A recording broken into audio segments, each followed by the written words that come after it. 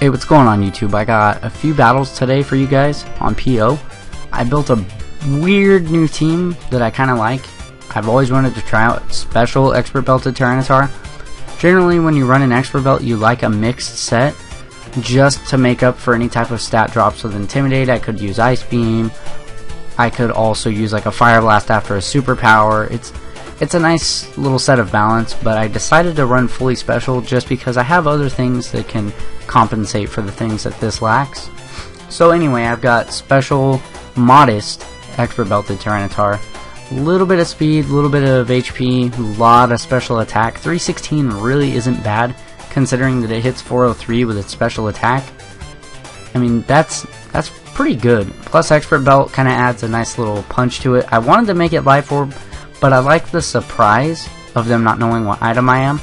So I've got Dark Pulse, just a nice little stab move, Fire Blast for steel types, Ice Beam for dragons, and HP Grass for weird things like Gastrodon and stuff. I don't have anything else on my team that can handle them, so I kind of chose the wrong thing type wise, but once again it's a surprise factor.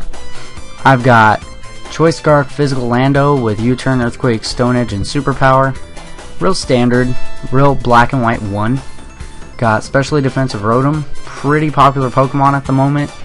Max HP, damn near max special defense, little bit of speed, just to keep some momentum going. It outspeeds real slow things like Breloom and lets me get out into my Honchkrow, which I'll show you in a little bit.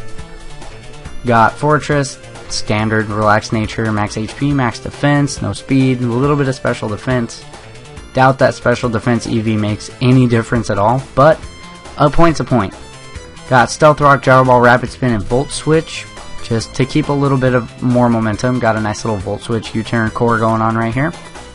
Got sub 3 attacks, and I want to switch sub to Psychic because fighting types are a thing, but at the same time I like having free subs on forcing switches, predicting the like spores once again. If you guys can't tell, I'm pretty paranoid about going to sleep. I don't like that. I don't like having something on my team go to sleep, which is why I'm running this Honchkrow also. I've got Sub, Sucker Punch, Brave Bird, and Roost, but the main attraction of this set is the Insomnia ability. This is once again a great thing to keep me from having any sleep fodder, because no one once again likes having things on their team asleep, especially because it's just so easy to set up on things that are asleep. So I kind of wanted my way around it, and this is what I ended up with. I ended up with Insomnia Honchkrow, 4 times super effective stab on Breloom, and it's nice. It kills a lot of things. So without further ado, let's put this. Actually, this doesn't matter where it goes. So it's been a while, and I apologize. I haven't been posting battles, but I've just been so caught up in TCG. I want to do like some live TCG and put it on this channel. If you guys would like me to do that, please tell me. I have no problems in taking any type of constructive criticism or just any ideas in general. And another thing that I wanted to mention was, if you guys had a Pokemon that you wanted me to try out in just about any tier, I mean, I'll bring it to Ubers if I have to, but preferably a tier that it can stand alone in. That way I can show you guys if I can use it or not. I would also like to do that because, you know, you guys are the reason I make my videos, and I'd appreciate it. So anyway, let's get this battle against Tracy going. So right off the bat, looking at this team, this Machamp is a threat. Reason being is, I believe it did get Ice Punch in 4th gen, but it just I don't know, it just didn't seem as threatening because Alakazam was real big on damn near every team. And so we're like, well, Latios and Latios till they got banned, of course. So he leads off with the Machamp as I predicted. Now, this is one reason I wish I had Psychic. I could just drop this thing right now, but I don't, and this is really crappy. So, forgetting for some reason that Machamp gets Bullet Punch, I'm actually going to try and stand and make a sub. This is a terrible idea because I lose a ton of HP on that. But the good news is next time I get a free shot. The bad news is, I guess the sub wasn't that bad of an idea, because judging by the damage it did, I would have died hadn't I had a sub. I would have only gotten 45% damage off either way. So I switch in my Rotom, And I realized at this point that this thing probably has a Lunberry and that this switch was stupid. So I'm just going to go for the Hydro Pump, hoping for that kill. I'm not going to get it, and he's going to go for the Dynamic Punch. Having something confused is almost as bad as having something asleep, just for the fact of shit doesn't work. He's going to go for another Dynamic Punch, predicting me to get confused. I'm going to predict him to go for this, and I'm going to switch into my Gengar. I'm going to take the Bullet Punch, and I'm going to kill it with a Shadow Ball. The big problem here is I have two very weak things on my team now.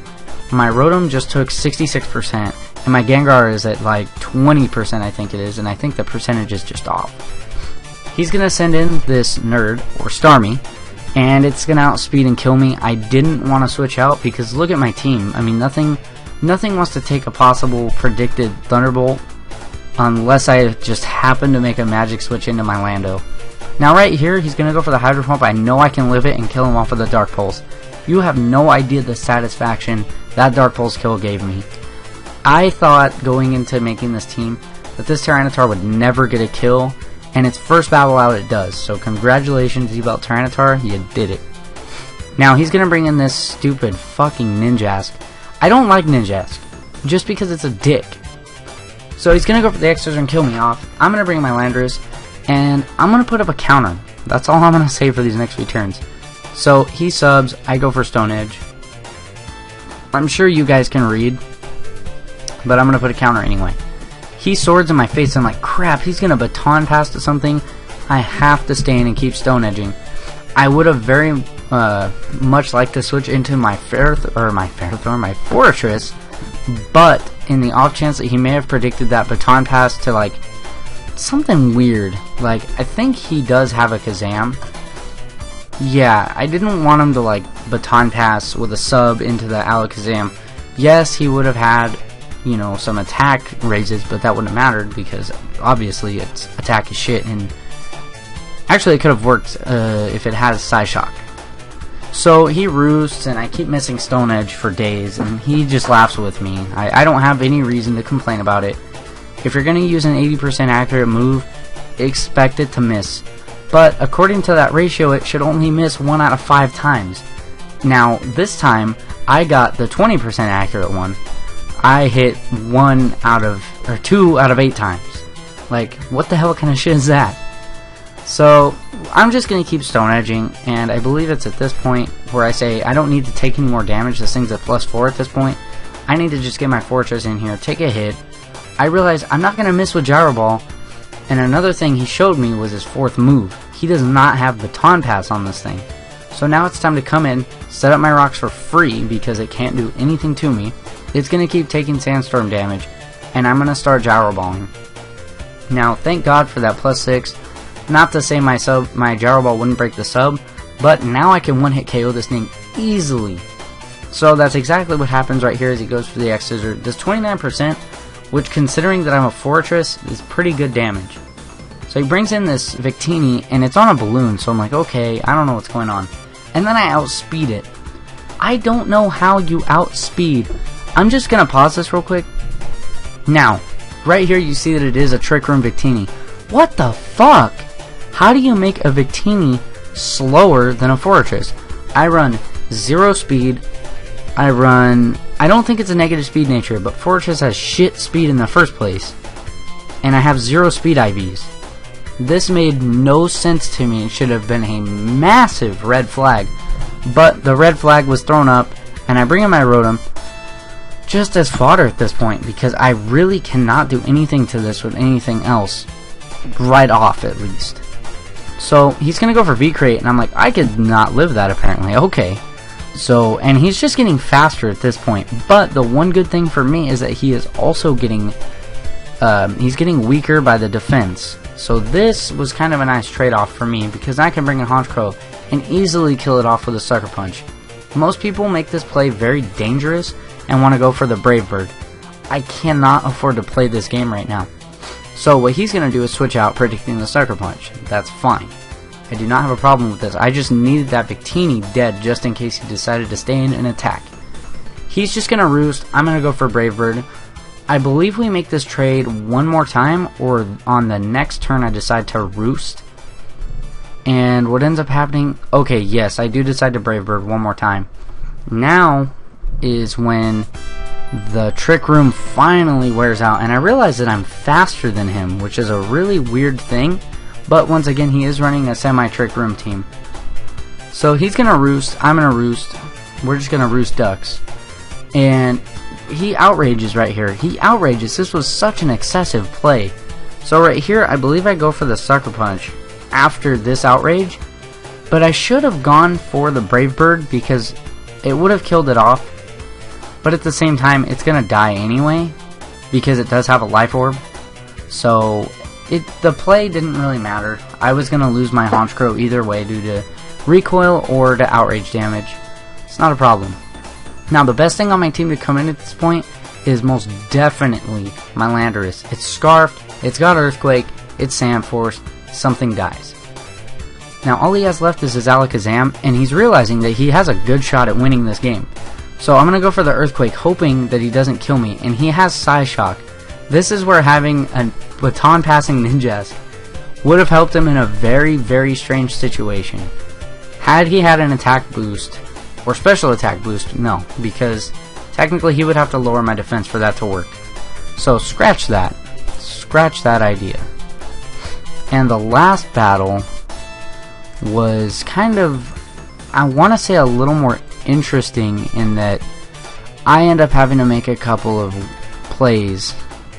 One play in which justifies my Tyranitar's abilities to kill stuff with special moves.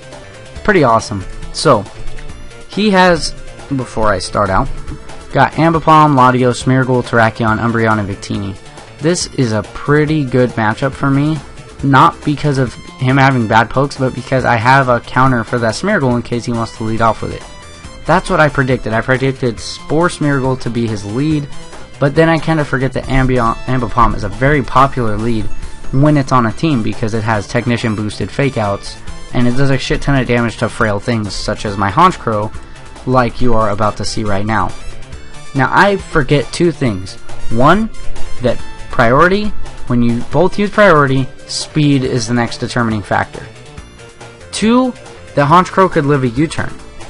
So this was a nice thing to forget because I was pleasantly surprised as I did end up going for Roost, which kind of puts me up, but at the same time I make a weird play right here by wanting to scout out what this thing is going to do, and it ends up going for Foul Play immediately, not wanting to play games.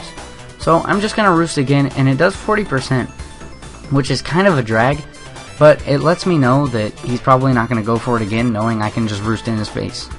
He brings the Ambipom back in, and I have to switch out. It's going to do a lot of damage to me, and I need my Honchkrow for that Latias, and possibly the Victini.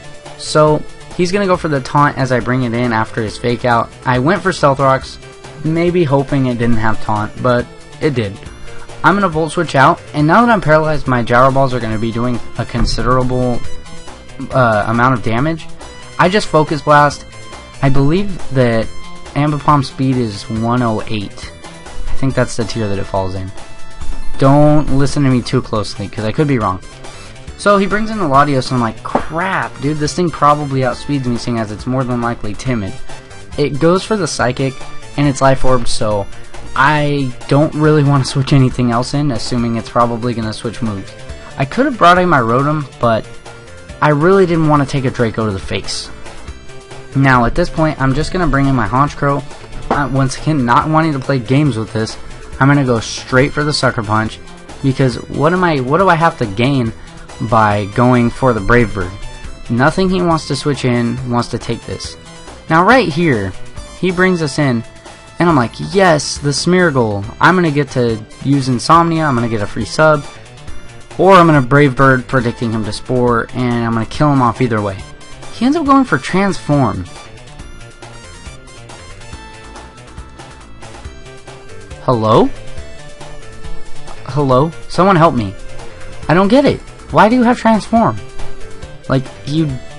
it just didn't make sense to me. It was a very, very stupid play. I don't know what other moves it had before it transformed, so I don't know why the hell that just happened. So anyway, he's going to bring out the Umbreon, and I don't have anything to take foul plays other than maybe my Rotom.